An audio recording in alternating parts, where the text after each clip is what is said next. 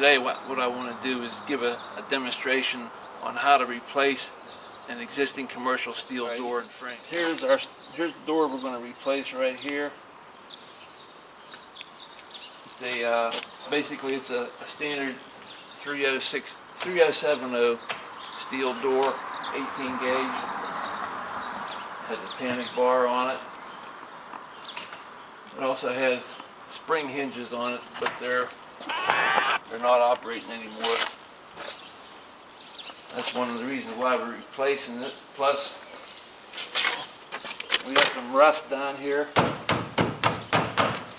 bottom channel's rusted out. And when the door is closed, the panic bar is binding on the inside, making it hard to exit. Also, the existing weather strip is worn out, and the seal on the threshold down at the bottom here is no longer working properly. Alright, the first thing you want to do is get some measurements so that we know what size door to replace this with. So let's get some measurements here. First we'll measure the width of a 35 3/4.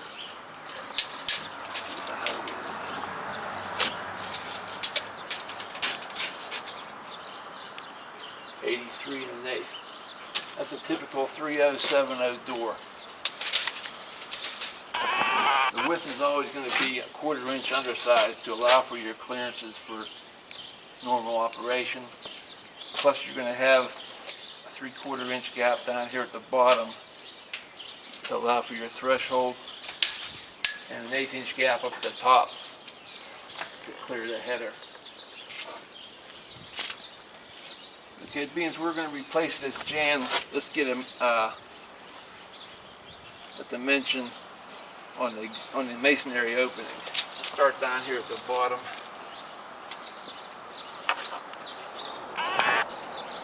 We got a little over 40 inches, which is good. You need 40 inches to get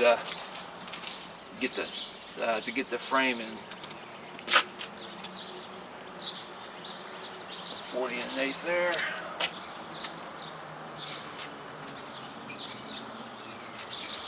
40 inches there. It gets a little bit tight at the top, but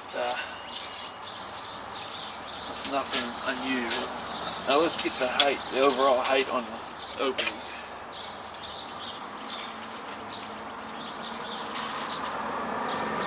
Alright, we have almost 89 inches on the hinge side and 89 on the lock side. Now the only thing different about this frame, normally you'd have a 2-inch header going across the top here, but in this case we have a 4-inch header. Plus there's even a little bit more. They filled in at the top about 7/8 of an inch with mortar.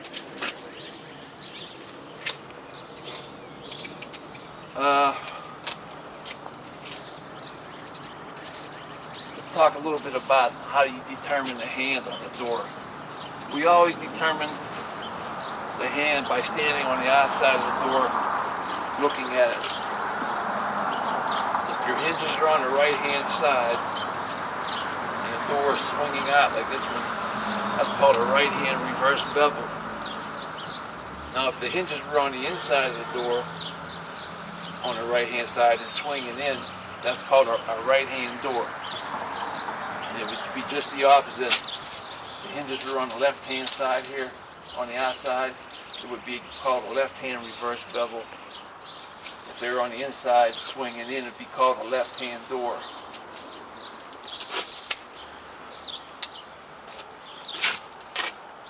Okay, let's get the measurements on the width of the frame that we're replacing. In this case, it's a standard 5 3/4 frame. Now that we got the door ordered and everything's on the site, first thing we're gonna do is start removing the door, the threshold, the frame. So the first thing we'll do is we'll disconnect the alarm system here. When you remove your contact, make sure you remove the contact on the door too, and put it in a safe place so that nothing gets displaced. Okay, the next thing you want to do is remove the door from the frame. And here, in this case, we're dealing with spring. The only way to get the door off is to unscrew it from the frame. These screws are all painted over. Some of them are stripped out. So the best way to do it is just take a big Phillips hammer or Phillips screwdriver and tap each screw head to break it loose. Okay, now that once you get all the screws broken loose, just take your screw gun and see how many you can get out. No problem.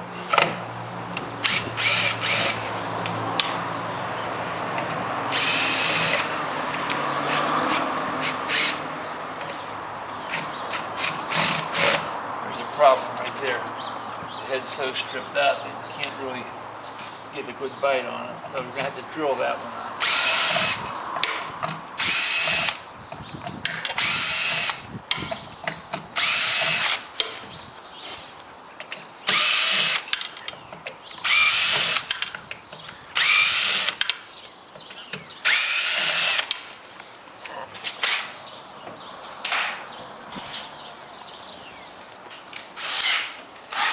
You just take a number 7 drill or a 1/4 inch drill and drill the head out. Hang on to this door, Sean.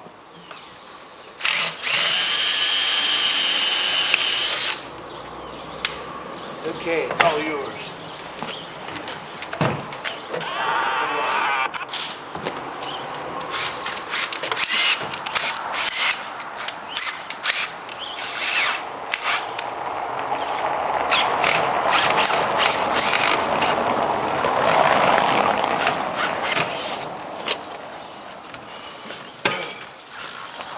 Now you want to remove the threshold.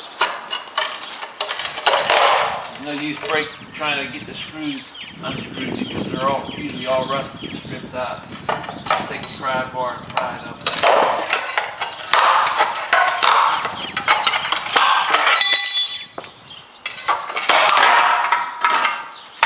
Okay, now we're ready to remove the frame. And what I like to do is take a hammer, a small sledgehammer, and tap all around the frame, across the header.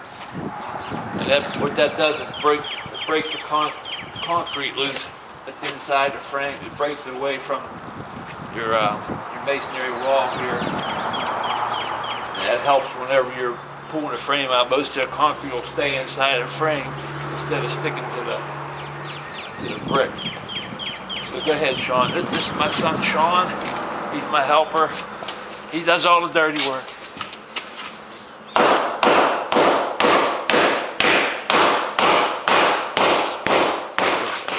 Okay, now that we worked our way around the frame, breaking loose the concrete inside it, we're ready to remove the frame. So what you want to do is start down here at the bottom corner. Take an opening, and then come in the inside.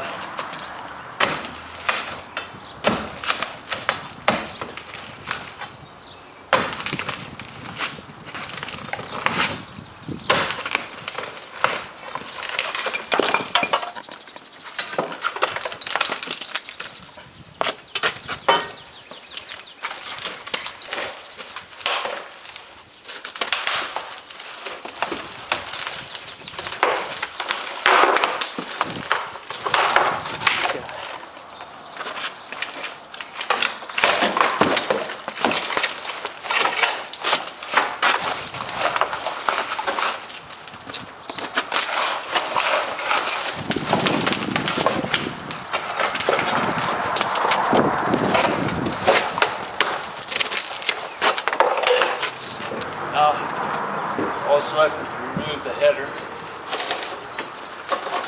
But be careful because it's full of cement. Really heavy.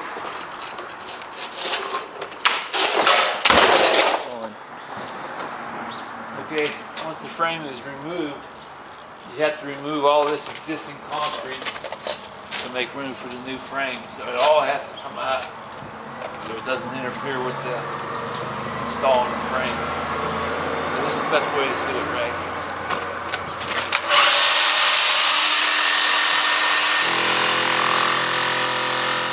Okay, along with removing all the excess mortar, you want to remove your masonry grinders. So you take a die grinder and grind them off.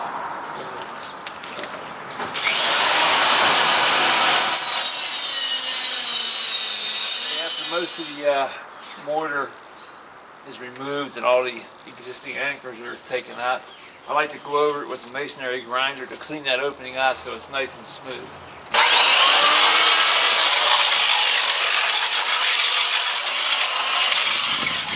Alright, you see this build-up of cement right here? It's higher than the actual step here. So this, you have to have this even with the step. Because what that does is it jacks your frame up and throws your opening off. So you gotta, this has to be flat at the bottom. There's a little pocket down here in each corner so that when you fill the frame up with mortar, it drops down in that pocket and it helps secure the frame that much better. Okay, now we're ready to install the frame. I want to show you the anchoring system. What I like to do is I like to take a piece of 2-inch metal, 2-inch by 1/8 inch thick, and weld it across the back of the frame, a 3/4 inch hole in it. And then on the stop side, drill an 1 3/4 inch hole. And this allows you to go through, stop on the frame, right through this hole, and into your block. After you drill a 1/4 inch hole in your block, use this Tapcon screw. Okay, now that we have the opening cleaned out, you got the frame slid in place. You want to check and see, make sure everything's nice and level.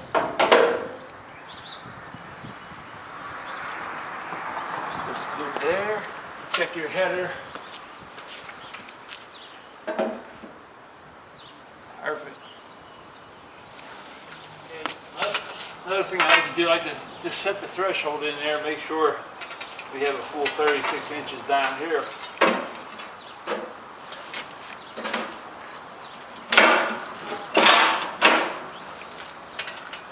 Okay, we're good there too. Okay, what you want to do is start at the top hole and drill your 1/4 inch hole for your Tapcon.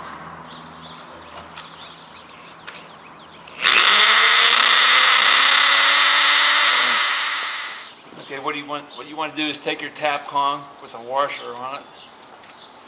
Take your screw gun, put it right in that hole, right in that 1/4 inch hole.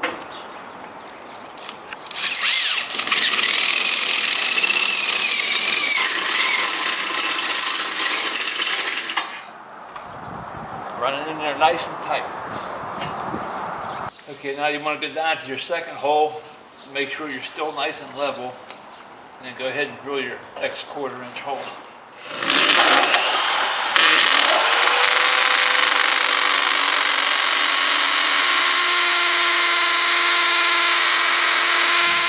And then you install your second Tapcon.